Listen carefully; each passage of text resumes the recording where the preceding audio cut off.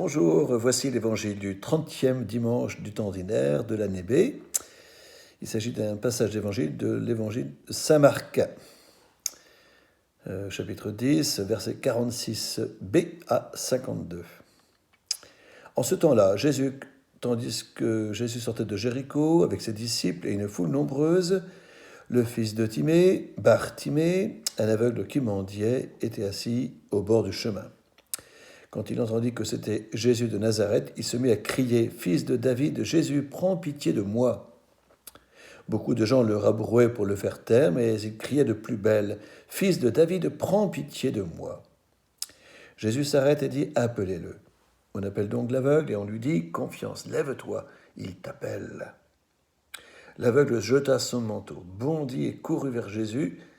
Prenant la parole, Jésus lui dit « Que veux-tu que je fasse pour toi ?»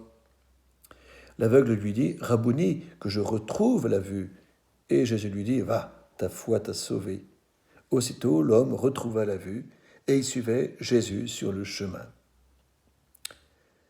Voilà donc, chers amis, donc un évangile encore de guérison. Jésus donc, est connu pour avoir cheminé en terre de Palestine. Là, il est à Jéricho, il sort de Jéricho, rencontre Bartimée, le fils de Timée, aveugle, qui mendiait assis au bord du chemin. Et voici qu'il entend son appel. Il entend la prière de cet homme-là qui sait que Jésus peut faire quelque chose pour lui. Et voilà. Et donc, peut-être comme cet aveugle de l'Évangile, chacun de nous aussi a peut-être à crier vers Jésus pour une guérison particulière, qu'il regarde là où il est plus malade. Et puis Jésus saura aussi donc déceler, en tout cas demander à cet homme, comme il demande à chacun d'entre nous, de préciser de quoi nous avons besoin d'être guéris. Pourquoi nous sommes chrétiens?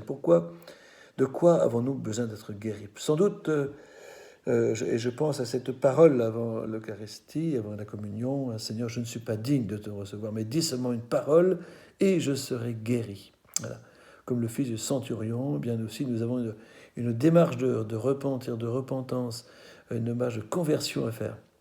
Alors peut-être que c'est le moment, donc en ce 30e semaine de temps ordinaire, eh bien de nous préparer aussi vraiment à célébrer à la fois la Toussaint dans quelques jours, et puis bientôt le Christ roi, et puis déjà l'entrée dans la période de cette année nouvelle liturgique qui s'annonce. Donc sachons que le Seigneur donc, nous demande de préciser notre prière, qu'il demande à chacun donc, de répondre aussi à cette question, mais de quoi veux-tu que je te guérisse, toi?